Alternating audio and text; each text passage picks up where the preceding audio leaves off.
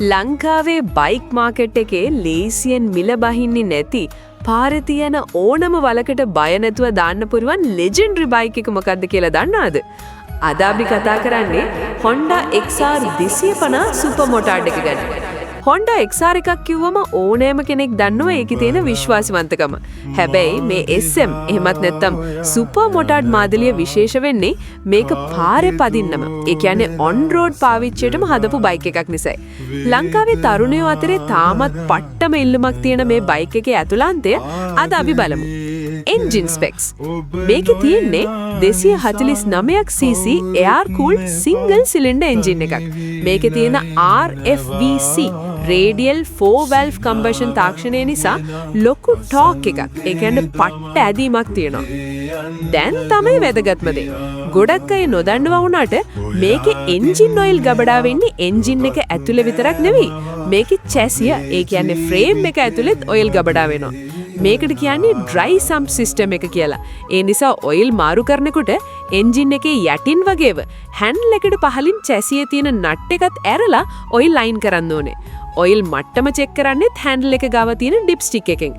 මේ ක්‍රමය නිසා එන්ජින් එක රත් වෙන එක ගොඩක් පාලනය වෙනවා. සාමාන්‍ය XR එකට වඩා මේකේ තියෙන්නේ අඟල් 18 කුඩා රෝද සහ පාරට ගැලපෙන ටයර්. ඒ නිසා නගර බඩ පාරවල් වල සහ වංගු වලදී බයික් එක හසුරවන්න හරිම ලේසි. මේකේ තියෙන අප්සයිඩ් ඩවුන් ෆෝක් සහ රියර් ප්‍රෝලිං සස්පෙන්ෂන් නිසා පාරේ තියෙන වලවල් ඔයාට දැනෙන්නේ නැති තරම් හරියට සූපාවක යනවා වගේ සුව පහසු ගමනක් මේක යන්න පුළුවන්.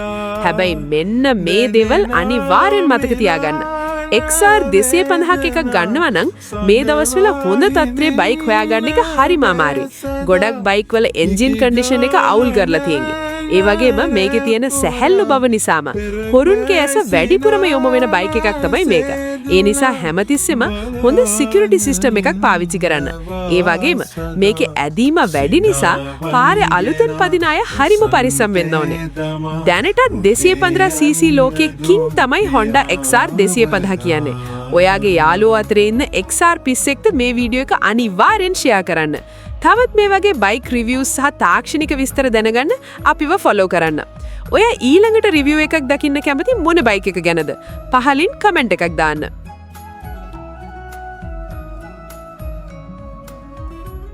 संतोषया मेरा हसीन बोंदवी किया दुख विंद काले सनकिन लबिला मेदा मत के